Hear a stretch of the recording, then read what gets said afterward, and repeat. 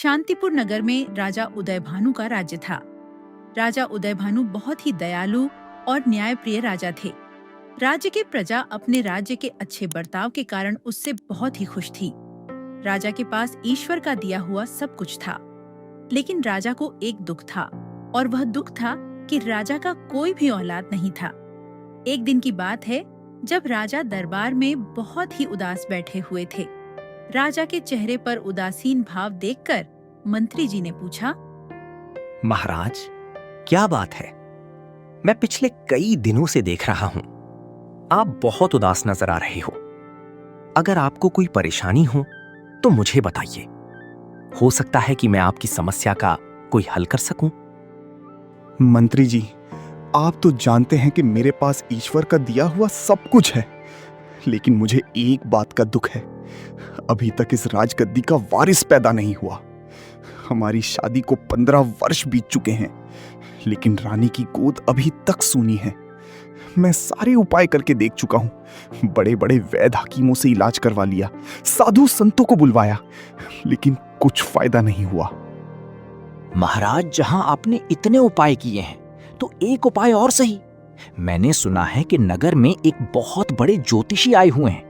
वो लोगों का हाथ देखकर ही उनकी परेशानी का हल बता देते हैं। मंत्री जी, मेरा तो इन साधु संतों से भरोसा उठ चुका है। ये सब लोग पाखंडी होते हैं। मुझे तो इन पर बिल्कुल भी भरोसा नहीं है। साधु संतों के कहने में आकर मैंने क्या क्या नहीं किया। जो उन्होंने कहा वही किया, लेकिन हाथ लगी सिर्फ नाउमीदी। इसीलिए जितनी कोशिश करनी थी वो मैं करके देख चुका हूं। महाराज, आप एक बार मेरे कहने पर उन ज्योतिषी से मिल लीजिए। उन्होंने बहुत से लोगों की परेशानी का हल बताया है। मंत्री जी के ज्यादा कहने पर राजा ज्योतिषी जी से मिलने के लिए तैयार हो गए। राजा ने आदेश दिया कि ज्योतिषी जी को दरबार में लाया जाए। राजा का आदेश पाते ही फौरन ज्योतिषी को दरबार में लाया गया। राजा ने ज्योतिषी जी को सारी बात बताई, और उसके बाद ज्योतिषी जी ने राजा का हाथ देखा। हाथ देखकर ज्योतिषी जी राजा से कहने लगे, महाराज, आपके भाग्य में 2 जुड़वा बेटे हैं। अगले वर्ष आपके यहाँ 2 जुड़वा बेटे पैदा होंगे। लेकिन महाराज, आपको उन दोनों बच्चों के नाम बहुत ही अनोखे रखने होंगे। ऐसे नाम जैसे इस राज्य में किसी दूसरे व्यक्ति के ना हो। और याद रहे, उन दोनों बच्चों का नाम सिर्फ आपको और आपकी पत्नी को और उन दोनों बच्चों को मालूम होना चाहिए। उसके अलावा किसी और को उन दोनों बच्चों का नाम मालूम नहीं होना चाहिए। इसी में सभी की भलाई है। ज्योतिषी जी, अगर आपकी बात सच हो गई तो आपके कहे अनुसार ही बच्चों के नाम रखे जाएंगे। ज्योतिषी जी वहां से चले जाते हैं। ज्योतिषी जी के जाने के बाद राजा रानी के पास जाते हैं और रानी से कहते हैं, महारानी, एक ज्योतिषी जी का कहना है कि हमारे घर में 2 जुड़वा बेटे पैदा होंगे। महाराज, मुझे अब इन बातों पर विश्वास नहीं होता। हमने क्या कुछ नहीं किया। जिसने जो कहा वो किया, लेकिन हाथ सिर्फ नाउमीदी ही लगी। महाराज, अब आप भी इन लोगों की बातों पर विश्वास करना छोड़ दीजिए। मेरी मानिए तो आप दूसरी शादी कर लीजिए, जिससे आपको इस राज्य के लिए वारिस मिल जाए। महारानी, हमें आपसे ऐसी उम्मीद नहीं थी। आप हमारे जीवन की अर्धांगिनी हैं, हमारे सुख दुख की साथी हैं। आपके होते हुए हम भला दूसरा विवाह कैसे कर सकते हैं? ये तो हमारी आत्मा के साथ विश्वासघात होगा। हम जानते हैं कि संतान सुख की कमी ने आपको व्यथित किया है, लेकिन हमें विश्वास है, जब ईश्वर की मर्जी होगी, हमारे आंगन में भी औलाद की किलकारी गूंजेगी। इतना कहकर राजा चले जाते हैं।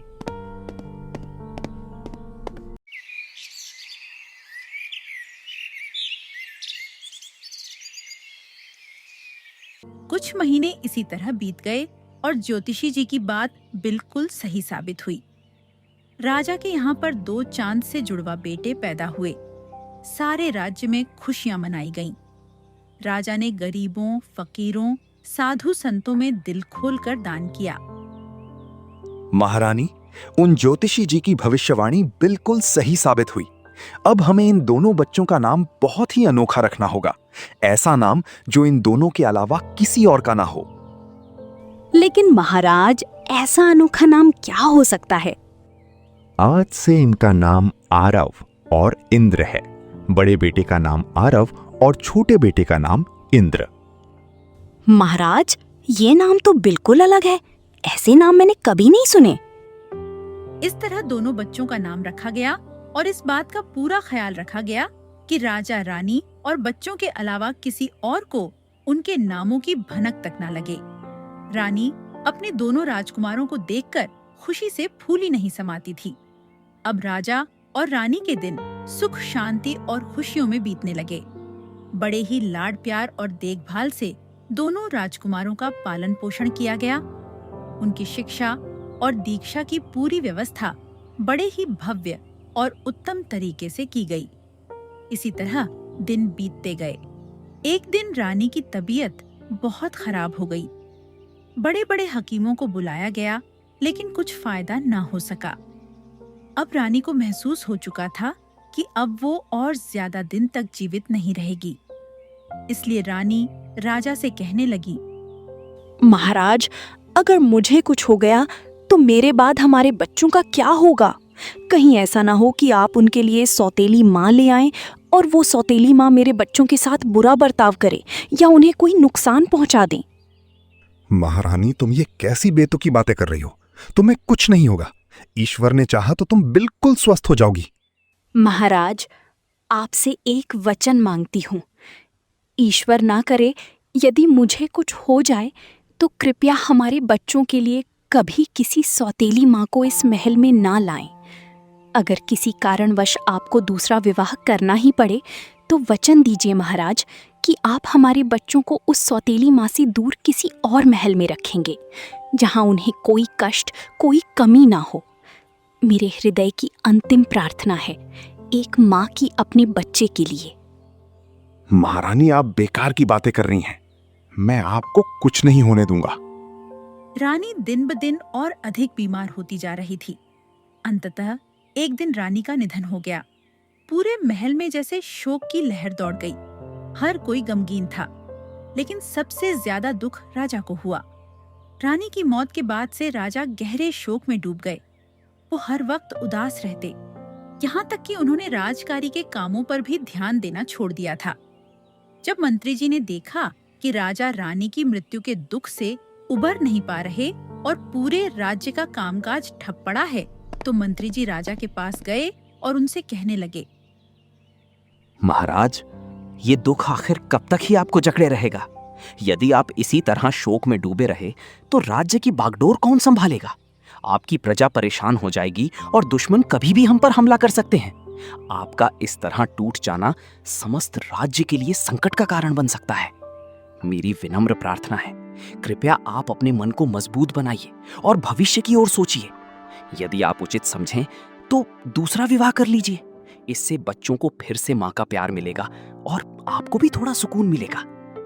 राजा ने दूसरी शादी से साफ इनकार कर दिया, लेकिन मंत्री जी के बार बार समझाने पर आखिरकार राजा दूसरे विवाह के लिए तैयार हो गए। ठीक है मंत्री जी, अगर हमारे लिए ये बेहतर है कि हम दूसरी शादी कर लें, तो हम दूसरी शादी करने के लिए तैयार हैं। कुछ ही समय बाद राजा ने दूसरा विवाह कर लिया। दूसरी रानी के आते ही राजा अपने सभी दुखों को भूल गए, यहाँ तक कि उन्होंने अपनी पहली रानी को भी भुला दिया। वो नई रानी के प्रति इतने मोहित हो गए कि हर समय उसी के इर्द गिर्द मंडराते रहते। राजा ने अपनी पहली रानी के कहे अनुसार अपने दोनों बच्चों के रहने का इंतजाम दूसरे महल में करा दिया और खुद अपनी नई रानी के साथ आनंद पूर्वक अलग महल में रहने लगे। कुछ समय बीत गया। अब दोनों राजकुमार थोड़े बड़े हो चुके थे, जबकि दूसरी रानी के भी अभी तक कोई संतान नहीं हुई थी। लेकिन राजा को इस बात की चिंता नहीं थी, क्योंकि उसकी पहली रानी से 2 योग्य पुत्र पहले से ही थे। पर ये बात नई रानी को मालूम नहीं थी। जब उसे यह सच्चाई पता चलती है कि राजा के पहले से ही 2 पुत्र हैं, तो वो क्रोध से तमतमा उठती है। वो गुस्से में बड़बड़ाने लगती है। राजा के 2 बेटे पहले से हैं और मुझे अब तक किसी ने कुछ नहीं बताया। ये कैसे हो सकता है? मैं तो ये सोच रही थी कि जब मेरी संतान होगी तभी इस राज्य का वारिस तय होगा, लेकिन नहीं, ये दोनों पहले ही सबके दिल में जगह बना चुके हैं। अगर मैंने इन दोनों को अभी नहीं रोका तो ये आगे चलकर मेरे बच्चों के लिए खतरा बन जाएंगे। नहीं, मैं ऐसा नहीं होने दूंगी। मुझे कोई रास्ता निकालना ही होगा। अब रानी कैसे भी करके उन दोनों बच्चों को मरवाना चाहती थी। एक दिन राजा किसी काम से बाहर गए हुए थे। तभी रानी सोचने लगी, यही अच्छा वक्त है उन दोनों बच्चों को रास्ते से हटाने का। रानी अपनी सबसे वफादार दासी से दोनों बच्चों को अपने पास बुलवाती है और दोनों बच्चों से बहुत ही प्यार से बात करने लगती है। उसके बाद रानी दोनों बच्चों को वापस भेज देती है। फिर एक चाकू से अपने शरीर पर इधर उधर घाव बना लेती है और जोर जोर से रोने लगती है। कुछ ही देर में राजा भी महल पहुंच जाते हैं और रानी को रोता देख राजा पूछने लगते हैं, महारानी, ये सब क्या है? तुम्हारी ऐसी हालत किसने कर दी? मुझे बताओ, मैं उसे जिंदा नहीं छोड़ूंगा। अभी के अभी उसे सूली पर लटका दूंगा। राजा की बात सुनकर रानी मन ही मन बहुत खुश हुई और फिर रोते हुए राजा से कहने लगी, महाराज, आपकी पहली रानी के दोनों बच्चे यहाँ मेरे पास आए थे। मैं उन दोनों से बहुत ही प्यार से बात करने लगी, लेकिन उन्होंने बड़ी ही बेरहमी से मुझ पर हमला कर दिया। अगर मेरी दासी मेरे साथ ना होती तो वो दोनों मुझे जान से ही मार देती। कह रहे थे कि हमें अपनी सौतेली माँ से नफरत है। रानी की बात सुनकर राजा गुस्से से तमतमा उठे। उन्होंने तुरंत अपने मंत्री को बुलवाया। मंत्री जी, उन दोनों को तुरंत इस महल से दूर ले जाया जाए। उन्होंने अपनी सौतेली मां का अपमान करके राजघराने की मर्यादा को कलंकित किया है। ऐसे निर्दयी पुत्रों के लिए इस महल में अब कोई स्थान नहीं बचा। उन्हें जंगल के उस पार ले जाकर मौत के घाट उतार दो। यही उनका दंड होगा। और ध्यान रहे, उनकी परछाई भी दोबारा इस राजमहल पर कभी ना पड़े। महाराज, मेरा निवेदन है कि कोई भी निर्णय लेने से पहले इस बात की पूरी जांच कर ली जाए। हो सकता है क्रोध में हमें जो दिखाई दे रहा है सच्चाई उससे अलग हो। बिना सच जाने इतना बड़ा दंड देना उचित नहीं होगा। यदि वे दोषी हैं तो उन्हें अवश्य कठोर सजा दीजिए, लेकिन न्याय से पहले जांच होना भी उतना ही आवश्यक है। महाराज, मंत्री जी, क्या आप कहना चाहते हैं कि महारानी ने हमसे असत्य कहा है? क्या अब इस राजमहल में हमारे अपने ही आदेशों पर सवाल उठाए जाने लगे हैं? महारानी इस राज्य की सम्मानित रानी है और उनके शब्दों पर संदेह करना सीधे सीधे राज सिंहासन का अपमान है। यदि आज हमारी जगह कोई और राजा होता तो आपकी इस धृष्टता के लिए आपको तुरंत कारागार में डाल दिया जाता। हम अब भी आपके वर्षों की निष्ठा और सेवा का सम्मान कर रहे हैं, इसलिए आपको अपनी बात समझाने का अवसर दे रहे हैं। लेकिन याद रखिए मंत्री जी, इस समय हमारा क्रोध अपने चरम पर है। हम नहीं चाहते कि कोई भी व्यक्ति हमारे निर्णय के बीच आने की कोशिश करे। आपकी भलाई इसी में है कि बिना कोई और प्रश्न किए वही करें जो हमने आपको आदेश दिया है। अन्यथा परिणाम इतने कठोर होंगे कि उन्हें सह पाना आपके लिए भी आसान नहीं होगा। राजा को गुस्से में देखकर मंत्री जी सोचने लगे कि इस समय चुप रहने में ही भलाई है। जैसी आपकी आज्ञा महाराज। मैं आपके आदेश का पूर्ण रूप से पालन करूंगा और तुरंत उसकी व्यवस्था कराता हूं। मेरे लिए राज सिंहासन का आदेश ही सबसे बड़ा धर्म है। हालांकि ये निर्णय अत्यंत कठोर है, फिर भी आपकी इच्छा के विरुद्ध जाना उचित नहीं होगा। अब जो भी होगा वो आपके आदेशानुसार ही किया जाएगा महाराज। मंत्री जी दोनों राजकुमारों को लेकर जंगल की ओर चल पड़े। मंत्री जी दोनों राजकुमारों से बहुत प्रेम करते थे। वो उन्हें मारना नहीं चाहते थे। मंत्री जी को पूरा विश्वास था कि राजा की दूसरी रानी झूठ बोल रही है। वो तो राजकुमारों को मरवाना चाहती थी। जब वहाँ मंत्री जी दोनों राजकुमारों को लेकर जंगल पहुँच गए तो राजकुमार मंत्री जी से कहने लगे, मंत्री जी, आप हमें इस जंगल में क्यों लेकर आए हो? मेरे प्यारे मासूम राजकुमारों, तुम्हारी सौतेली मां अब तुम्हें इस महल में नहीं देखना चाहती। उसने महाराज से कहकर तुम्हारे लिए मौत का फरमान निकलवा दिया है। मुझे आदेश मिला था कि मैं तुम्हें इस घने जंगल में लाकर हमेशा के लिए खत्म कर दूं। लेकिन तुम दोनों की मासूम आंखों को देखकर मेरा दिल कांप उठा है। इतने छोटे और निर्दोष बच्चों पर कोई कैसे तलवार उठा सकता है?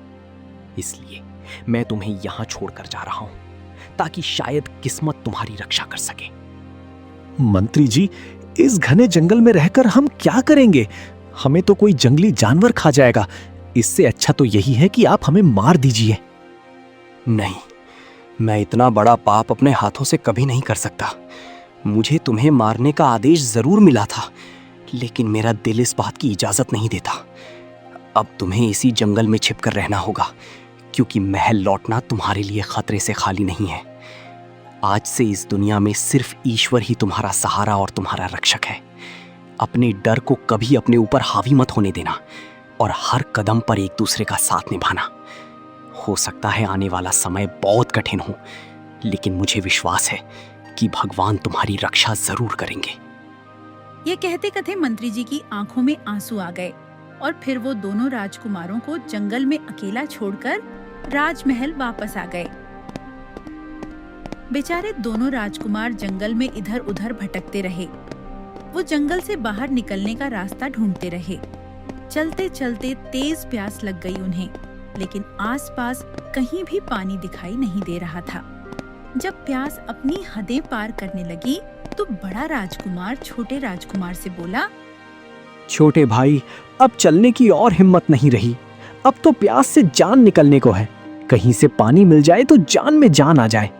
क्यों ना हम दोनों अलग अलग दिशा में जाकर पानी ढूंढें।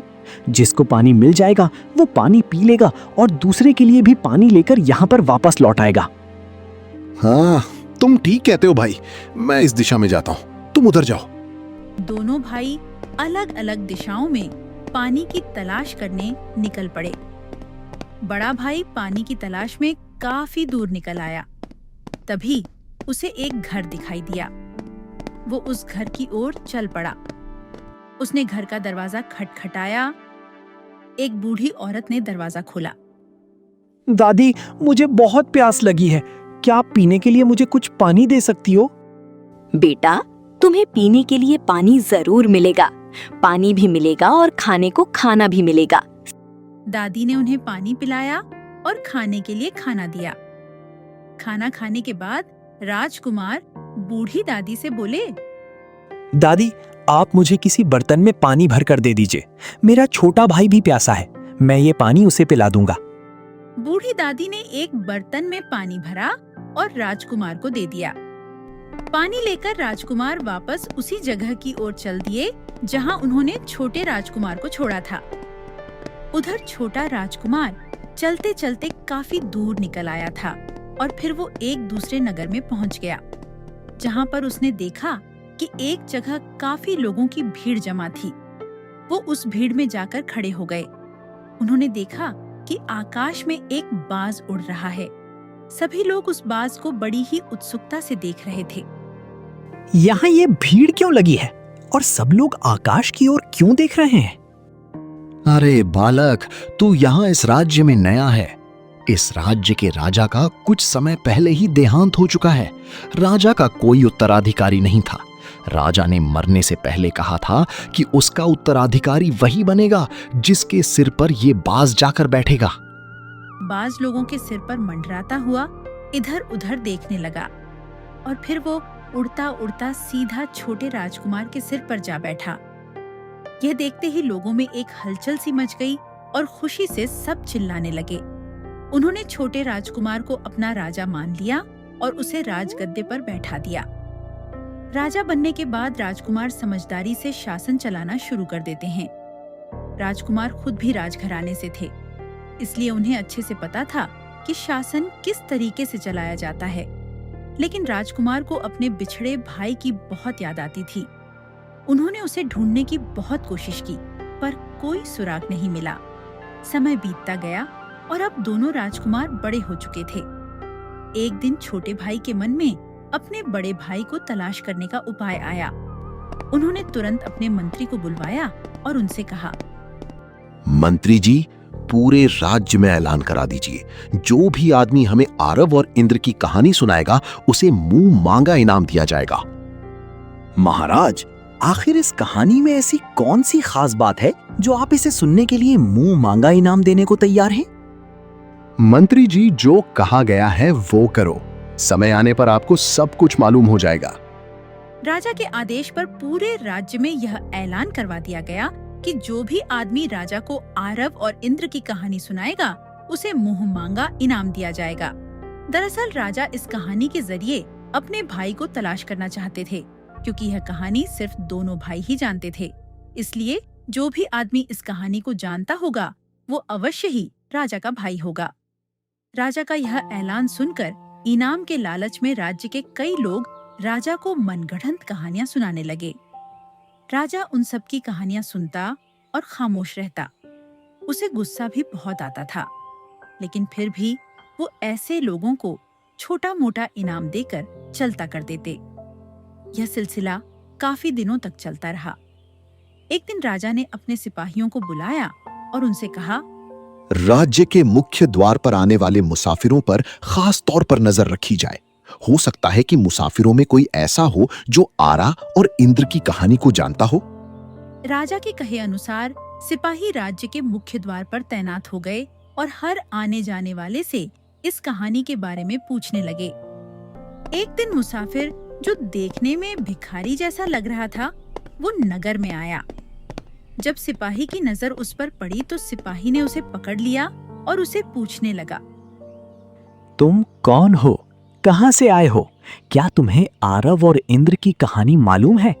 अगर वो कहानी तुम राजा को सुनाओगे तो तुम्हें बहुत ही बड़ा इनाम मिलेगा। तुम्हारी ये भिखारियों जैसी हालत सुधर जाएगी और तुम बहुत अमीर हो जाओगे। दूर हट जाओ मुझसे, मैं पहले ही बहुत परेशान हूँ। मुझे किसी तरह का इनाम नहीं चाहिए।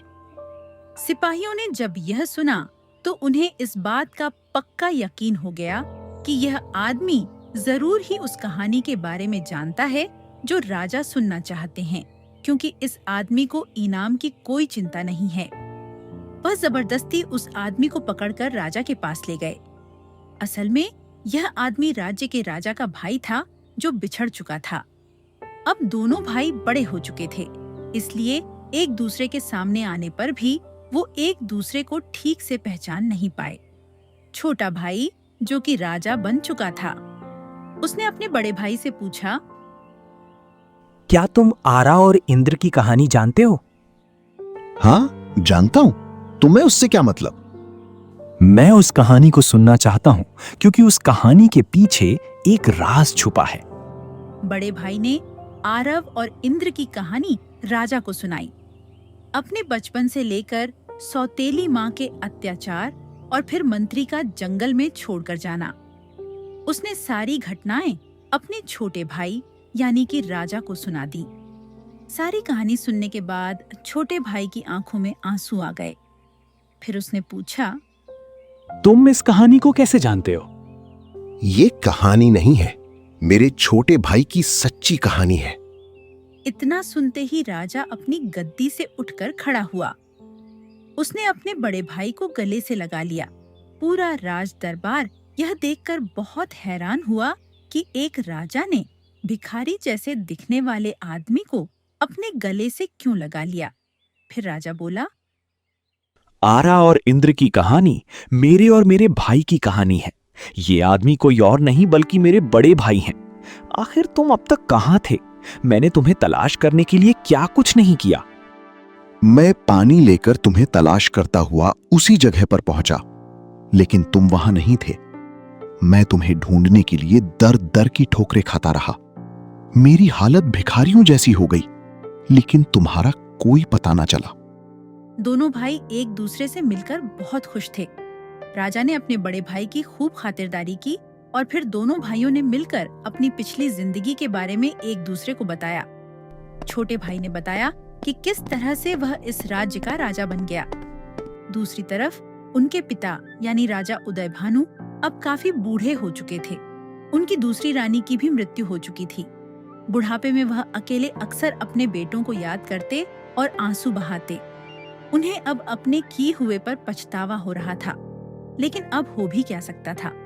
वो नहीं जानते थे कि उनके दोनों बेटे जिंदा हैं। अब तो राजा बिल्कुल अकेले और असहाय हो चुके थे।